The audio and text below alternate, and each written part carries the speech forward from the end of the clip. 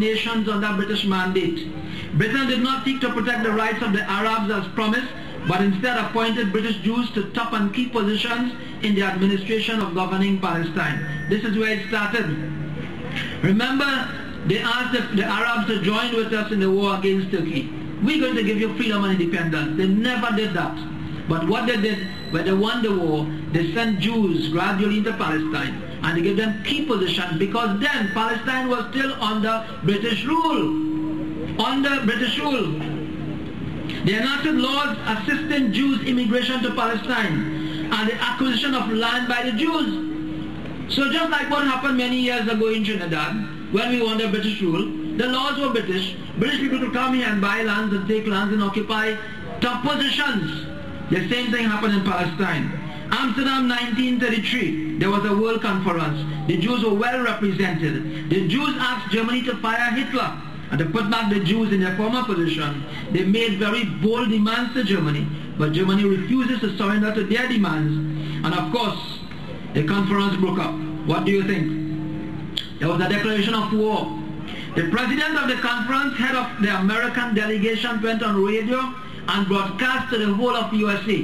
This is in the New York Times of August 7, 1933. This is what he said, I quote, "The Jews of the world now declare a holy war against Germany. We are now engaged," and he said we, and he said the Jews, he's American, he said we are now engaged in a sacred conflict against Germans.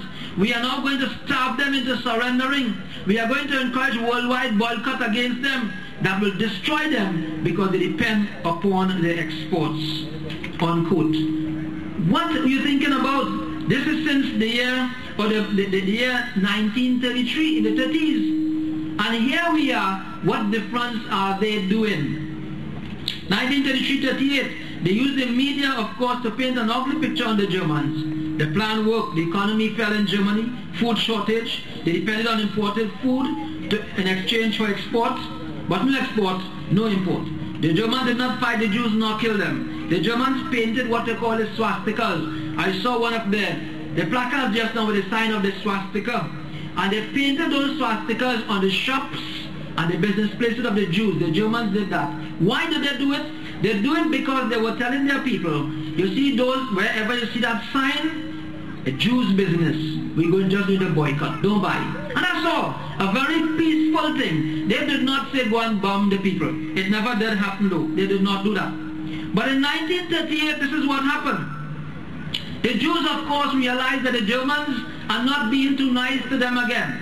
And they're not making them feel at home as they used to before. So a young German official was killed by a young Jew from Poland. He walked into the German embassy in Paris and he shot a German official. Of course, when he did that, the fact that Germans already built resentment on the Jews, the Germans in the streets of Germany, they started to pelt the shops and they started to break the windows and so. And in doing that, of course, there was what you call a civil war taking place in the country. Yes, people were killed both sides. But don't worry, it was not the kind of Holocaust and genocide that is going on right now in the Gaza, my dear brothers and sisters. Nothing like that. In 1936 to 39, Palestinians rebelled and the British government was forced to limit Jewish immigration to Palestine. And so in 1945, World War II came. What happened? The US took over the role as guardian of the Jews. The US took over the role as guardian of the Jews in 1945, World War II. That was a promise. The British said, okay, we can't handle it any longer. US government, you handle them now. So the US became the guardian of the Jews. They capitalized on world sympathy with the Holocaust. The Jews flooded Palestine with legal immigrants, legal in the sense that it was British rule, British law. And so in 1947, the US put pressure on Britain, who handed back a mandate over to Palestine to United Nations. The US took the lead in sponsoring the creation of Jewish State of Israel by partitioning the country. The Jews at that time owned 6% of the land, but the partition scheme allotted 56% of the land to the State of Israel. 56% by the United Nations. 43% to an Arab state. This is what's supposed to happen according to the UN mandate. 42% to an Arab state, 56% of the land to Israel, and 1%, which includes Jerusalem, as an international sector. And that is not what's happening today. That is still written down. It has not been changed. The Arabs protested, but the plans went ahead anyway. 1947, to be exact, 29 November, the partition resolution was finally passed. And that is when that resolution was passed, a UN resolution, brothers and sisters, that is still being broken and not respected up to today by the Jews. 1948, a Jewish terrorist group led by and then as Israeli cabinet minister, later became Prime Minister of Israel, attacked a small Arab village near Jerusalem. 300 women, children and old men were massacred. Their bodies were thrown down a well. And this person became Prime Minister. You all know the name, Menachem Begin, right? Became Prime Minister after that. Pregnant women were killed and their stomachs were opened with butcher's knives. That since 1948. They killed, looted and raped. The British authority refused to investigate the incident. They were still in charge. The Arabs of Jerusalem requested the International Red Cross to look into the facts. All this pressure was put on the Arabs to force them out of their lands. The plan succeeded, and the Jews had occupied many Arab cities like Jaffa and Akka and other villages that were assigned to the Arab by the Arab state by the United Nations. You know what happened? More than 300,000 Arabs were evicted from their homes. More than 300,000 Arabs were evicted from their homes. So this thing has started just the other day. It started long time ago. 1948, State of Israel officially came into being as Britain withdrew from Palestine. So Britain pulled out from Palestine. They said, we're giving you independence. Who are they giving independence to? They left the State of Israel there, and they left Israel. Remember in 1921, taking you back a bit, Weizmann, Israel's first president, said, Palestine will be as Jewish as England is English. That was something that they wanted to see long time. 1949, Israel occupied 78% of the land of Palestine. Look what happened in a short space of time. Israel occupied 78% of the land of Palestine. They forced their way into it, drove the people out of the land and took it. There were 750,000 Palestinian refugees now.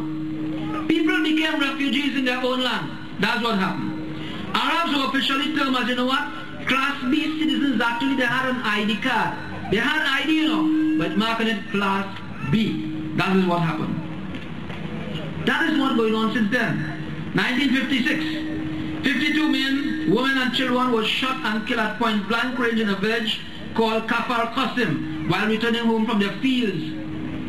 And we could go on and talk about just recently in 1982, 1,700 killed, most women and children, what we call the Sabra and Shatila massacre. 2006, 1,000 killed by a helicopter crew. These people were just called out of their homes and they were just bombed. Israel, my dear brothers and sisters, continue to go against the United Nations sanction. And remember that the Security Council of the United Nations had put certain things in place. And up to now, Israel has gone against over 65 of those United Nations General Assembly and Security Council sanctions. Over 65. But of course, they are backed suddenly by many powers of the country. And apparently, our brothers and sisters in that part of the world can't do anything whatsoever. They use their advanced military power against people who are armed with only stones and pebbles. That is what they continue to do. And brothers and sisters, this is history. But what we see happening right now, history repeating itself. Why should that happen? People would ask the question that have asked me, what is the Muslim world doing? Well, I cannot answer for Saudi Arabia. I cannot answer for Qatar. I cannot answer for Jordan or Kuwait and so on. But I can say we, the small Muslim group in Trinidad and Tobago, what are we doing? At least we could voice our opinion. We could hate it, and we are supposed to hate it. The Prophet ﷺ is going to have said in the hadith, which all of you are very familiar with, that when you see a wrong, correct it with the hand, if not with the tongue, at least hate it with the heart, and that is the weak iman. My dear brothers and sisters, may Allah subhanahu wa ta'ala bless all of you for joining us here today. At least showing our disgust as to what is happening with our brothers and sisters in that part of the world. And as Muslims, we are supposed to hate any kind of atrocities against human beings. May Allah subhanahu wa ta'ala bless you all. May He guide us and have mercy upon us. And may He help us in our endeavors that inshallah somebody will hear Somebody will hear in authority, the small group of people in Trinidad is making a movement and hate this thing. And inshallah, by the help of Allah subhanahu wa ta'ala, that atrocity will stop. Wassalamu alaikum wa rahmatullah wa barakatuh.